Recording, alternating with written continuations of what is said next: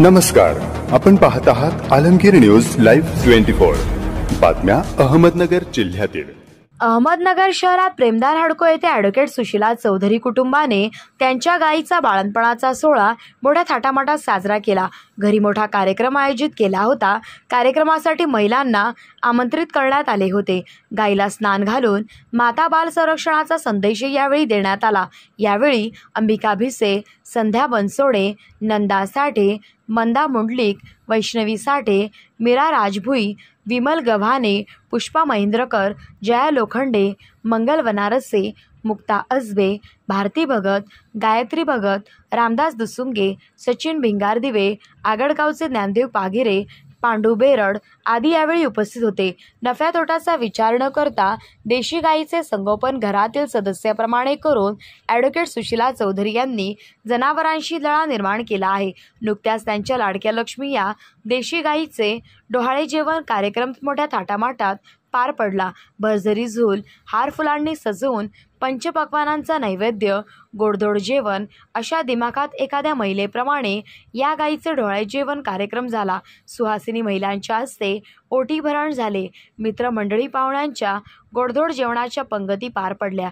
हौसेना मोल नसते या उक्तीतून ॲडव्होकेट सुशीला चौधरी कुटुंबियांनी पशुप्रेमाचा सामाजिक संदेश दाखवून दिला आहे।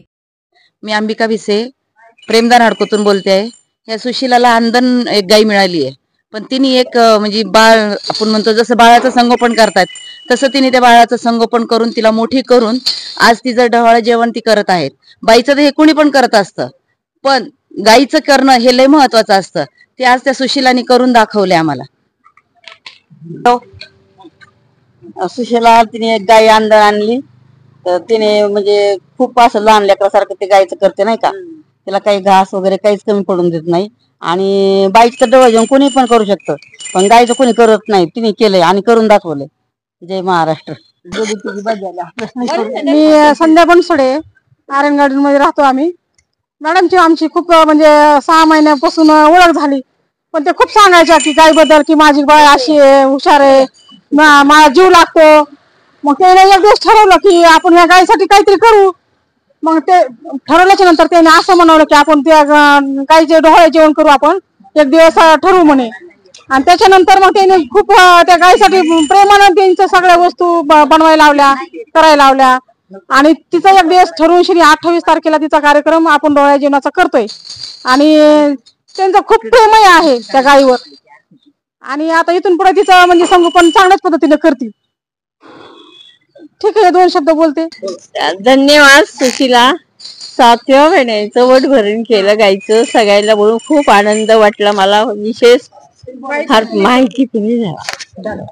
नाव तिचं लक्ष्मी आहे, ते कारण आम्ही मॅडमला अंधन म्हणून दिलेली, तर मॅडमने तिचा 7व्या महिन्याचा कार्यक्रम डवाळा म्हणून ठेवलेला आहे। डवळे जेवण ठेवलेलं आहे। हस्ताला केशर लावणी, 2 हस्ताला चोळी हिरवी, शालूने सोनी चोळी हिरवी, शालूने सोनी पुरवी भगणी, डोहाळे तव पुरवी भगणी, डोहाळे तव पुरवी। चांद पाहुणी पौर्णिमेचा, चांद पाहुणी पौर्णिमेचा, गजरा घालुनी जाई जुईचा, गजरा घालुनी जाई जुईचा, मांडे घेऊनी बसल्या भोजनी, मांडे घेऊनी बसल्या भोजनी, पुरवी भगणी, डोहाळे तव पुरवी भगणी, डोहाळे तव पुरवी। भगणी सूत दीर्घ व्हावे, भगणी सूत दीर्घ।